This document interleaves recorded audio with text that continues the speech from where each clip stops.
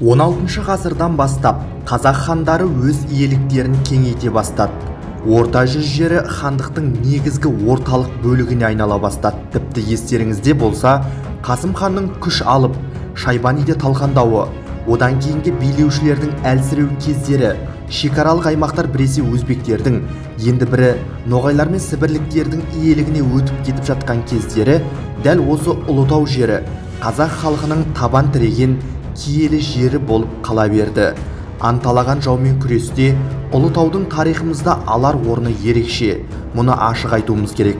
Алтын Орданың түп атасы Жошы ханның кесенесі Ұлытау жеріне салынуы, Алтын Орданың ең алғашқы астанасы Сарайшықтан бұрын Орда балық қаласы бүгінгі Жезқазған аймағында орналасуының өзі бұл жерлер біздің бабаларымыз үшін қандай маңызды болғанын көрсетіп тұрғандай.